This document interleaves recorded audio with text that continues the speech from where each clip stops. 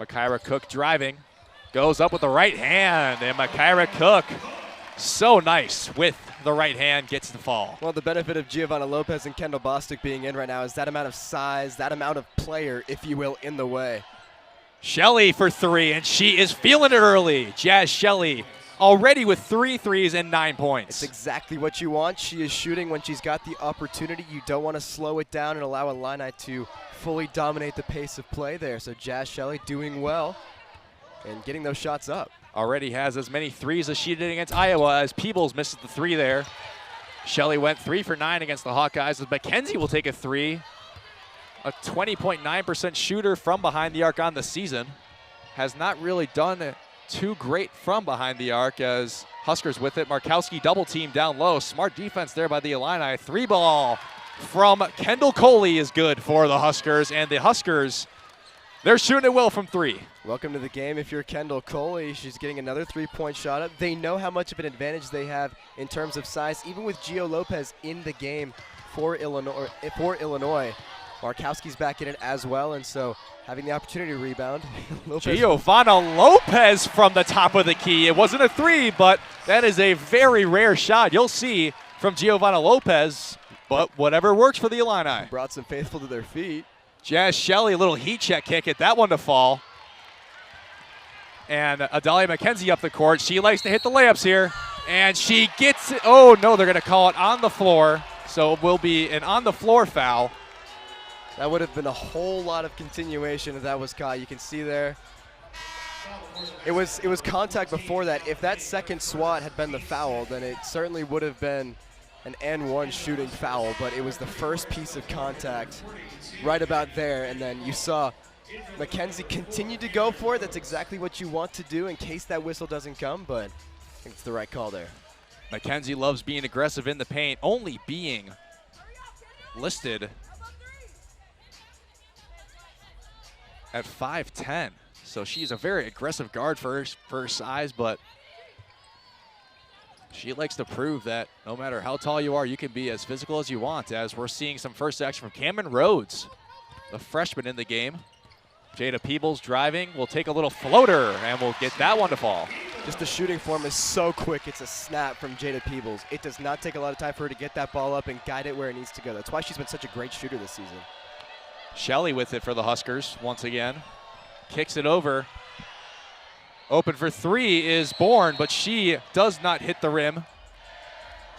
We're going to see what the decision is between Cook and Markowski. There was some action under the rim. Cook doing exactly what she needed to do, play low, push basically at the hips of Markowski. They're going to call foul on Mykyra Cook down low, so she must have got a hook on Markowski.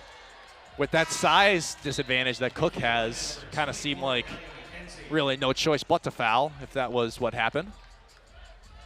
And Adalia McKenzie back into the game for Mykyra Cook. Sam Hybe receives the inbound pass. Down low to Markowski, double team. She'll go up with the contact over Lopez, and Markowski reclaims the lead for the Huskers. Just outstanding poise there by Markowski. She saw a little bit of space around the arms of Lopez, who had to stay basically stiff, didn't want to draw the foul. Great awareness by Markowski. Cameron Rhodes can hold for the final shot if the Illini want it. And it looks like they will take their time as they try to get a shot they want to try and reclaim the lead before the end of the quarter. Giovanna Lopez open and over the head of Bostic. Shauna Green visibly upset with that pass.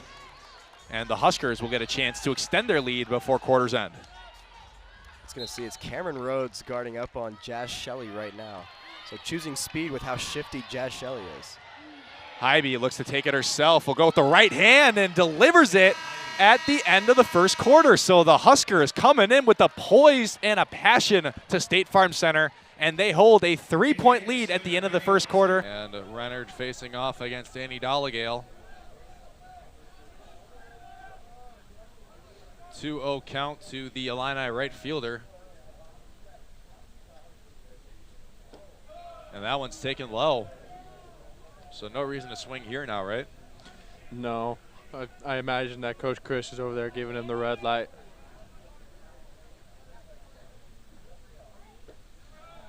And Dollagale does not swing and takes for strike 1.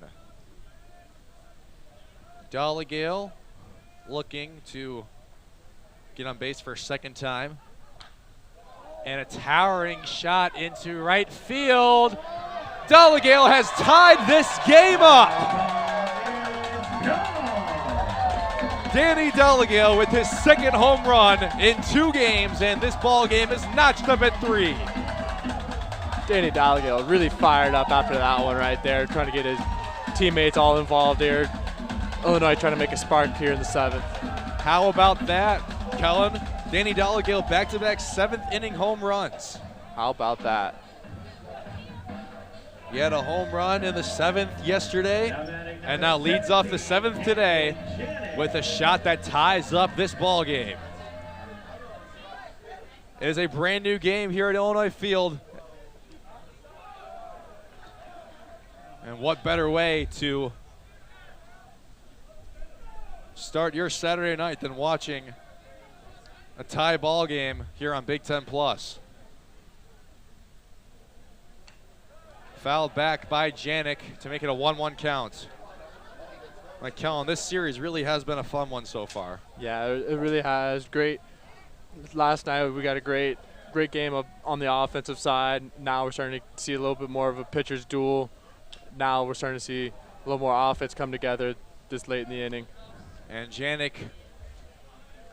pops it up in foul territory to where Van Mortal makes an easy play for out number 1. As you look at the replay of the Janik pop out here, just pretty easy routine play for Van Mortal.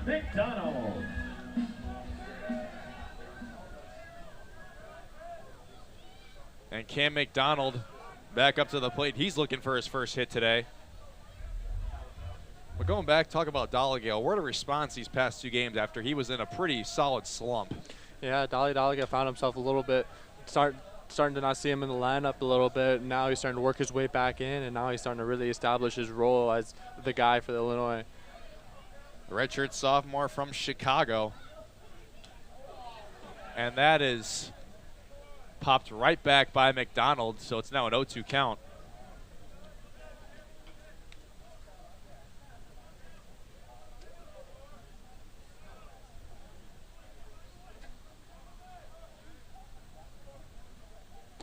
And that Dallegale home run was the 7th hit of this game for Illinois.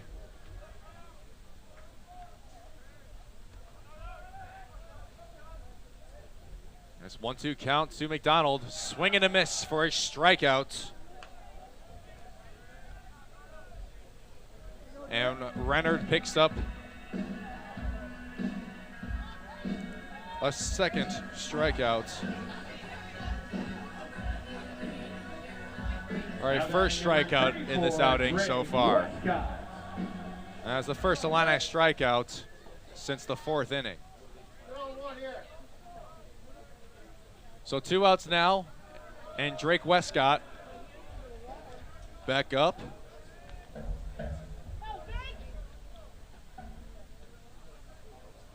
Feels pretty overdue at this point for a hit. Well, I said that pretty perfectly as Westcott records his first hit. He's going for second, and he is out. Good play by Michigan, and Joey Velasquez in right. And Sand looking to be the start of a nice offensive day for Rutgers as he takes a shot with that one. That one's going to drop, though. It's going to get away from Meade in left field, and a bit of confusion in the infield now. And just like that, Kylie Sand ends up at third base. So Rutgers starting off very nicely here off some defensive miscues by Illinois, already with a runner at third. Kylie Sand able to add on to her already .412 batting average in that at bat. Got lucky, just found the gap between shortstop Megan Ward and left fielder Stevie Meade. Then due to the throw to second, able to advance to third. So it'll go down as a single. Or a double, rather, by Sand, but an error gets her to third base. So Kylie Sands starts this afternoon in game 2 with a double as Peyton Lincavage comes up to the plate. Her second double of the day. Lincavage sends that one over the glove of Miller, so Rutgers will be up 1-0. And Lincavage is into second with the double, so 2 doubles to start game 2 in this series for Rutgers, and they have an early 1-0 lead in the first 2 at-bats. Well, we had a home run party in the 5th inning of the last game, and now it seems we're having a double party already here in the first. So 2 doubles and an error gives Rutgers a 1-0 lead off of the arm of Lauren Wiles.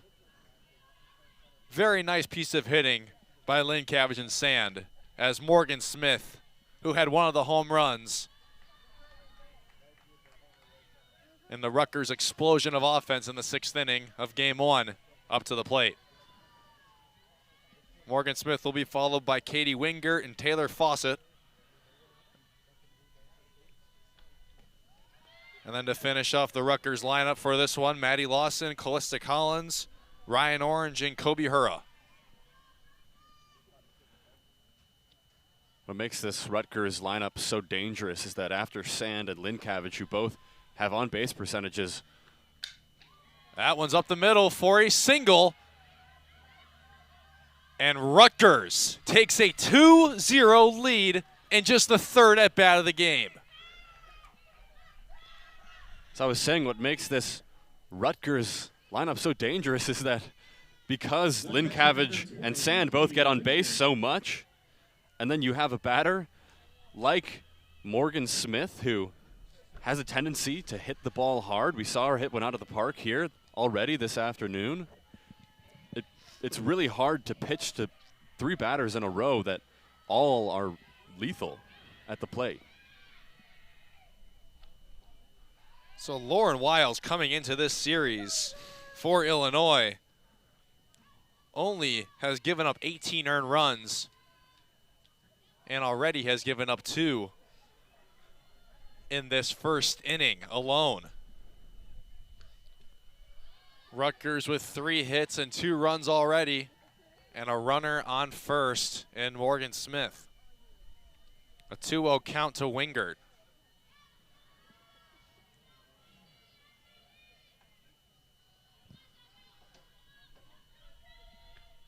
And that one's ripped up the middle. So the 4th hit for Rutgers this afternoon already, and they're sending Morgan Smith home. She's going to beat it out. Rutgers with an early 3-0 lead on Illinois in the first inning with no outs to show for it. Illinois falls just short at what would have been another really big comeback this season. Last Thursday, they came back against Northwestern down 18 at halftime, down 21 points today here in West Lafayette, but could not end up getting the job done. Tied the game at 67 with just a bit of time left to go in the game, but then end up losing 76-71. I'm Will Charlton here for Illini Sports Night from Mackey Arena. What an incredible atmosphere here today. Sold out crowd. 57 straight sellouts here in Mackey Arena. But Illinois came in looking for a very big quad 1 win to try and booster their tournament resume heading into Big Ten tournament play this upcoming week. Illinois currently sits on the 8 or 9 line for seeding in terms of NCAA tournament. They will be starting play in the Big Ten tournament on Thursday. But in this one, Matthew Meyer, Terrence Shannon Jr. led the way with 11 points each in the second half, trying to find a way to pick up the Illini, who were down 21 points at halftime, try and lead them to what would have been their biggest comeback of the season and what would have been their biggest win of the season. Unfortunately, cannot get the job done here today. Zach Edey and Purdue just a little bit too much to handle. When you're down 21 points on the road, it is nearly impossible to try and come back and win that game. Illinois finishes the season 20-11, 11-9 in Big Ten play, and will start Big Ten tournament play on Thursday from the United Center. Illini Sports Night will be there to cover it, so we'll see you then.